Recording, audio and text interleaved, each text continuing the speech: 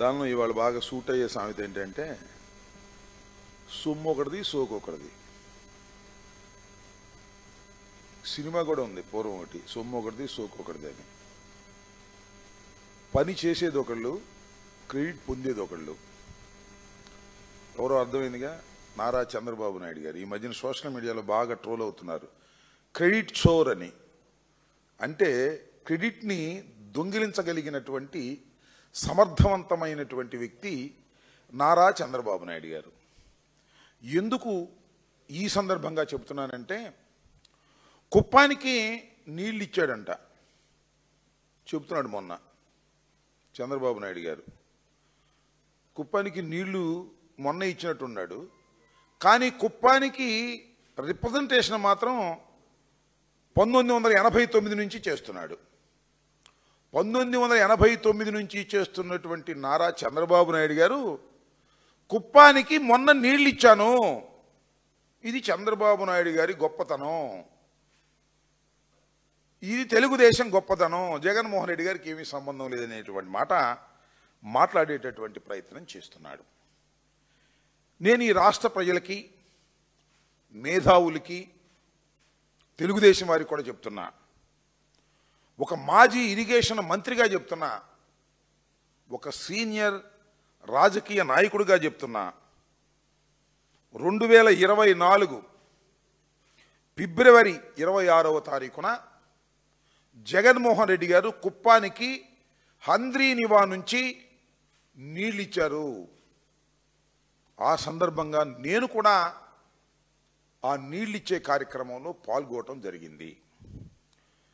శ్రీశైలం నుంచి కుప్పానికి దూరం ఎంతో తెలుసా? 720 కిలోమీటర్లు ఉన్నటువంటి దూరం అది. రాజశేఖర రెడ్డి గారు పుంగనూరుకి నీళ్లు తీసుకువెళ్ళేటటువంటి కార్యక్రమంలో హెచ్ఎన్ఎస్ఎస్ నుంచి పుంగనూరు దాకా డిజైన్ చేసిన కాలువలు తీసుకువెళ్ళారు. అక్కడి నుంచి చంద్రబాబు నాయుడు గారు తీసుకువెళ్ళడానికి ప్రయత్నం చేసి అక్కడ డబ్బులు దండుకునే కార్యక్రమం చేశారు తప్ప బ్రాంచ్ కెనాల్ని పూర్తి చేసేటటువంటి కార్యక్రమం మాత్రం నారా చంద్రబాబు నాయుడు గారు చేయలేదు. జగన్మోహన్ రెడ్డి గారు ముఖ్యమంత్రి అయిన తర్వాత చంద్రబాబు నాయుడు నియోజకవర్గం అయినప్పటికీ కూడా కుప్పానికి నీళ్ళు ఇస్తాను అని చెప్పి పుంగనూరు నుంచి బ్రాంచ్ కెనాల్ని శరవేగంగా తవ్వి తీసుకువెళ్ళి నీళ్ళు ఇచ్చారు. చంద్రబాబు నాయుడు గారు చెప్తున్నాడు, ఆయన ఇవ్వలేదు, నేను ఇచ్చాను, మళ్ళీ లైటింగ్లని అయ్యని ఇయ్యని పెట్టి మళ్ళా దోపిడీ చేశాడు. సీఎం రమేష్ సంస్థకి ఇచ్చి మళ్ళా దోపిడీ కార్యక్రమం చేసి నేనే ఇచ్చేశాను కుప్పానికి నీళ్లు అనేటువంటి మాట మాట్లాడేటటువంటి ప్రయత్నం నారా చంద్రబాబు నాయుడు గారు చేస్తున్నారు. ఇది ఒక అద్భుతమైన ఒక అబద్ధ కథని చంద్రబాబు నాయుడు గారు చెప్పడం, వారి ఎల్లో మీడియా ప్రచురించటం, ప్రసారం చేయటం, ఈయన డప్పాలు కొట్టుకునేటటువంటి కార్యక్రమం చేయటం తప్ప మరొకటి కాదు. రాయలసీమకు, ఆ కరువు ప్రాంతమైన రాయలసీమకు ఎప్పుడు కూడా నీళ్ళు ఇవ్వాలనే ఆలోచన నారా చంద్రబాబు నాయుడు గారికి ఇప్పుడు రాలా. జలయజ్ఞం పేరుతో రాజశేఖర రెడ్డి గారు ప్రారంభించి వాటిని కొనసాగిస్తూ చివరికి జగన్మోహన్ రెడ్డి గారు కుప్పానికి నీళ్లు తీసుకెళ్తే దాన్ని చెరిపేసేసి మళ్ళీ ఒక చిన్న గందరగోళం చేసి ఆయన కాదు నేను ఇచ్చానని సామెత చెబుతారే, కుప్పానికి నీళ్లు మళ్ళీ మళ్ళీ ఇవ్వాలనే పద్ధతుల్లో చెల్లి పెళ్ళి మళ్ళీ మళ్ళీ అంటారే, అందువల్ల జగన్మోహన్ రెడ్డి గారు ఇవ్వలేదు మా నియోజకవర్గానికి, నేనే ఇస్తున్నాను మా నియోజకవర్గానికి అని చెప్పుకునేటటువంటి ప్రయత్నంలో ఒక పెద్ద నాటకం ఆడేటటువంటి ప్రయత్నం చేశారు.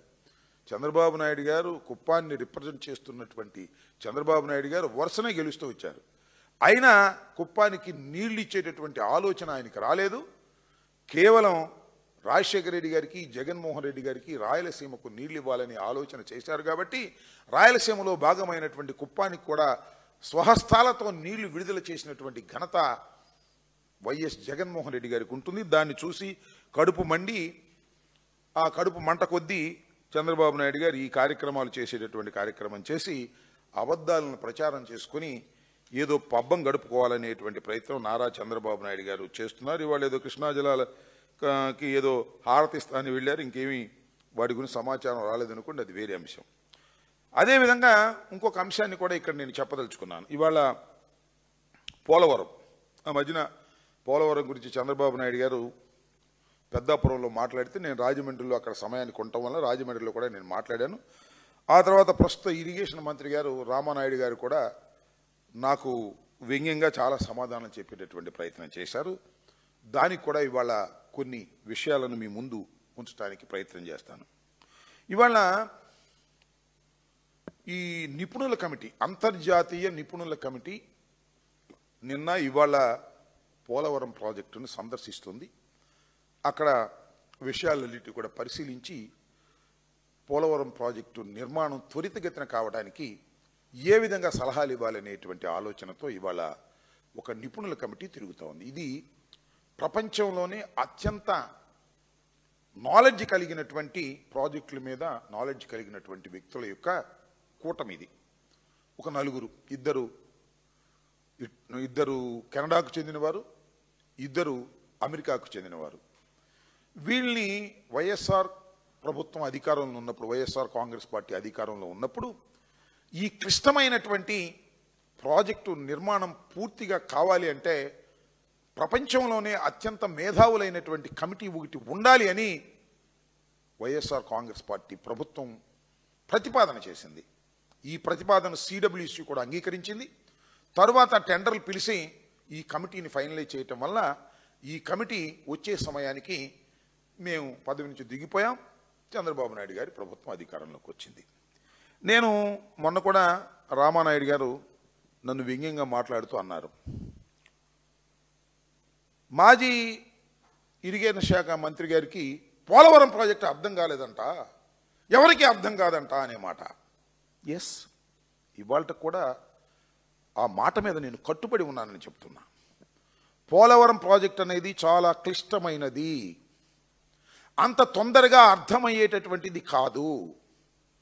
ఈ దేశంలోనే కాదు, ప్రపంచంలోనే అత్యంత క్లిష్టమైనటువంటి ప్రాజెక్ట్ ఇది. Underline this point mister Nimmala Ramanaidu గారు. అందువల్లనే వరల్డ్ ప్రఖ్యాతిగాంచినటువంటి కమిటీ నిపుణులు ఇవాళ వచ్చారు. మీ టైంలో ఎందుకు రాలేదని అడుగుతా ఉన్నా. మీ టైంలో కమిటీయే లేదు. మీ టైంలో కమిటీ ఎవరంటే చంద్రబాబు నాయుడు గారే. ప్రతి సోమవారం పోలవరం, ప్రతి సోమవారం పోలవరం వెళ్ళి సర్వనాశనం చేశారు పోలవరాన్ని. ఇవాళ నిపుణుల కమిటీని వేసి ఏం జరిగిందో మేము చేయాలనే ప్రయత్నం చేస్తే ఆ నిపుణుల కమిటీ వచ్చింది. They have given one report also. Mister Ramanaidu గారు, ఆ రిపోర్ట్ ఒకసారి చదువుకోండి. ఎందుకంటే ఇంతకుముందు మీరు మాట్లాడారే డయాఫ్రమ్ వాల్ గురించి. డయాఫ్రమ్ వాల్ కొట్టుకుపోవడానికి చంద్రబాబు నాయుడు గారు మాట్లాడితే చెప్తున్నాడు జగన్మోహన్ రెడ్డి గారి ప్రభుత్వం కాఫర్ డ్యాములు క్లోజ్ చేయలేదు, అందువల్ల కొట్టుకుపోయింది. తొండి మాట్లాడే మాటలు మాట్లాడుతూ ఉన్నారు. వాళ్ళు చెప్పారు నిపుణులు, ఖచ్చితంగా డయాఫ్రమ్ వాల్ వేసే ముందే కాఫర్ డ్యాములు కంప్లీట్ చేయవలసిన అవసరం ఉన్నప్పటికీ కూడా అప్పుడున్నటువంటి రాష్ట్ర ప్రభుత్వం, నారా చంద్రబాబు నాయుడు గారి ప్రభుత్వం కాఫర్ డ్యాములు కంప్లీట్ కాకోకుండా డయాఫ్రమ్ వాళ్ళు పూర్తి చేయటం వల్లనే ఈ అనర్థం వచ్చింది అనేటువంటి పద్ధతులు చాలా స్పష్టంగా చెప్పారు. ఇది ఎడతెగనటువంటి చర్చ ప్రతిరోజును. చంద్రబాబు నాయుడు గారు, రామానాయుడు గారు ఏమంటారంటే వైఎస్ఆర్ కాంగ్రెస్ పార్టీ కాఫర్ డ్యాముల యొక్క బొక్కలు పూడ్చకపోవడం వల్ల డయాఫ్రమ్ వాళ్ళు కొట్టుకుపోయింది అని. మేమేం చెప్తున్నామంటే అసలు డయాఫ్రమ్ వాళ్ళు వేసే ముందే కాఫర్ డ్యాములు కంప్లీట్ చేయాలరా బాబు, అది చేయకోకుండా మీరు వేశారు కాబట్టే కొట్టుకుపోయింది నాయన అని మేము చెప్తున్నాం. ఇది ఎడతెగని చర్చ. నిపుణులు చాలా స్పష్టంగా చెప్పారు, సామాన్యులకు అర్థం కాదు. నేను అడుగుతా ఉన్నా, సవాల్ చేస్తే బాగోదేమో, కోపం వస్తుందేమో పాపం చంద్రబాబు నాయుడు గారికి రామానాయుడు గారికి. సవాలే అనుకోండి, చర్చకు సిద్ధం. మీ వల్ల పోయిందా, మా వల్ల పోయిందా, ఎవరి తప్పిదం వల్ల పోయింది, ఎందుకోసం పోయింది? ఇవాళ నేను మనవి చేస్తున్నా, ఒక అంతులేని కథ అండి ఇది. ఈ నిర్మాణం అంతులేని కథ. ఇప్పుడు రాజశేఖర రెడ్డి గారి టైంలో శంకుస్థాపన చేశారు దీనికి. తర్వాత కేంద్రం దీన్ని జాతీయ ప్రాజెక్టుగా ప్రకటించింది. అక్కడి నుంచి కేంద్ర ప్రభుత్వం డబ్బులు ఇస్తూ ఉంది. 5 సంవత్సరాల పాటు తెలుగుదేశం పార్టీ అధికారంలో ఉంది. మొన్న చెబుతున్నాడు రామానాయుడు గారు అనాలో ఆయన డ్రామానాయుడు గారు అనాలో నాకు అర్థం కావడంలా. మొన్న చెబుతున్నాడు ఏమని, మీరు కూడా వినే ఉంటారు, తెలుగుదేశం పార్టీ అధికారంలో ఉన్నప్పుడు 2014 నుంచి 2019 వరకు 72% పూర్తి చేశామంటున్నాడు. భలే లెక్క చెప్పారండి రామానాయుడు గారు. ఏమండి 72% పూర్తి అయితే ఇంకెంత ఉంది? 28% ఉంది. దానిలో 2% చేసామంట మేము 5 సంవత్సరాల్లో. మేము 5 సంవత్సరాలు 2% చేసామంట. 5 సంవత్సరాల్లో 72% పూర్తి చేశారంట. శబాష్. మరి ఇంక 74 అయిపోతే ఇంక 26 ఉంది. మరి ఇప్పుడు దాకా ఎందుకు పడుతుంది నాకు అర్థం కాలేదు. చేసేయచ్చుగా. 5 సంవత్సరాల్లో 72% చేసిన వాళ్ళు 26% చేయడానికి ఎన్నాళ్ళు పెట్టింది? లెక్కలు సరిగ్గా చూసుకోండి. అంత పచ్చి అబద్ధాలు ఆడేటటువంటి ప్రయత్నం చేస్తున్నారు రామానాయుడు గారు, ఇరిగేషన్ మంత్రి గారు. అదేమంటే నాకు అర్థం కాలేదన్నమాట ఆయన చెబుతున్నాడు. ఆయనకు అర్థమైనట్టు. ఆయనకు అసలు అర్థం కాలేదు ఇంతవరకు. చంద్రబాబుకే అర్థం కాలే. సవాల్ చేస్తున్నా. ఎందుకో తెలుసా? అందరూ ఆలోచించండి. చంద్రబాబు నాయుడు ఒక సందర్భంలో ఏమన్నాడు తెలుసా? అసలు డయాఫ్రామ్ వాల్ అంట కాఫర్ డ్యాములు వేయకోకుండానే డయాఫ్రామ్ వాల్ వెయ్యాలని ఆలోచన చేశాయంట. విన్నారుగా? అర్థమైనడు ఏమన్నా చెప్తాడా? ఆయనకు అర్థం కాల. డయాఫ్రామ్ వాల్ కాఫర్ డ్యాములు లేకోకుండా వెయ్యాలనేటువంటి ప్రయత్నం చేశామని సాక్షాత్తు ఇప్పుడు ముఖ్యమంత్రి గారు అప్పుడు ముఖ్యమంత్రిగా ఉన్నాయని చెప్పాడు. అంటే అసలు మీకు ఈ పోలవరం ప్రాజెక్టు గురించి అవగాహన ఉన్నదా అని అడుగుతా ఉన్నా. నేను ఇంకోటి కూడా చెప్తున్నా.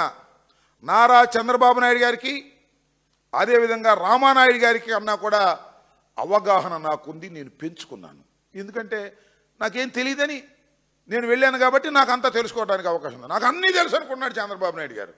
అందువల్ల సోమవారం పోలవరం వెళ్ళి సర్వనాశనం చేశాడు. ఇవాళ ప్రపంచ ప్రఖ్యాతిగాంచినటువంటి నిపుణులు వచ్చి తలకాయ పట్టుకుని కూర్చుంటున్నారు. ఇప్పటికి కూడా నేను చెప్తున్నా, నేను మొన్న కూడా చెప్పా, నేను మంత్రిగా ఉన్నప్పుడు కూడా చెప్పా, ఇప్పుడు కూడా చెప్తున్నా, పోలవరం ఒక సంక్లిష్టమైనటువంటి ప్రాజెక్టు. దాన్ని సిక్ చేశారు చంద్రబాబు నాయుడు గారి అసమర్థత వలన, యుగోతనం వలన, డబ్బులు కాజేయాలనే తత్వంతో పోలవరాన్ని సర్వనాశనం చేశారు. దాన్ని ఇప్పుడు బాగు చేయాలంటే ప్రపంచ ప్రఖ్యాతిగాంచినటువంటి నిపుణులు వచ్చినా కూడా ఇవాళ సరిచేయలేనటువంటి పరిస్థితుల్లో ఇవాళ పోలవరం ప్రాజెక్టు ఉంది.